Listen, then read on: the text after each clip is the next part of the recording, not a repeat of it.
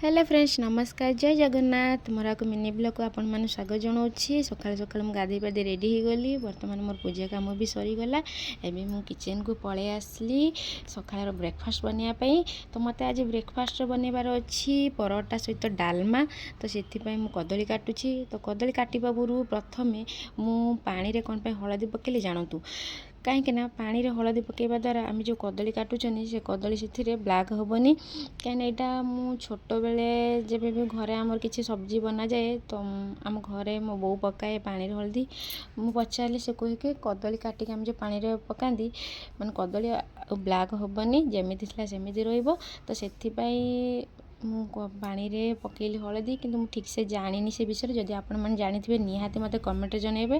एबे मोर आलू भी कटा सरी जाइए सब परिवा को धोईकी मुझे प्रेसर रे लुण हल्दी पानी ता सहित टमाटो देकी भल भाव बसई देछि। जेहेतु मत परोटा बनवार अच्छे से पलि आसली अटा चकुड़ा को।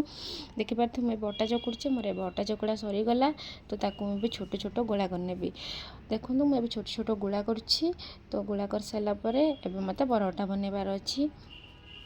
एबे मुझे पलि आसली पुणी किचन को। तो किचन एबे मु परोटा बेलुची। प्रथम आम जमी रुटी बेलुंट तो से भली मु राउंड करके गोल कर नेली। तापर मुझे फोल्ड करके परोटा बेलिबे। तो एपटे मोर तावा भी गरम हो गलानी से आम परोटा पकेबा। देखिबा आमर परोटा फुलुची कि नहीं। तो एबे भी मोर परोटा फुलीगला देखु केते सुंदर भाव में बिलीव भी होनी मो परोटा एत सुंदर फुली। तो दलाटा जिते भल हम तो परोटा माने से सुंदर फुलब।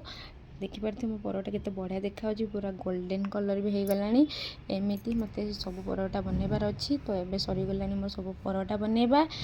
हजबैंड जेहेतु ऑफिस जीवे तो मत खाइबा को दबार अच्छी। तो मुझे खाइबा को देदेली। जदि वीडियोटी भल लगी थाए निहाती लाइक शेयर सब्सक्राइब करेंगे। जदि नुआ थे चैनल को निहाती फॉलो करेंगे। आमको एमती सपोर्ट करूँ आगू को जीवाई। आपण मान आशीर्वाद भल पाए आमको आगू को नहीं।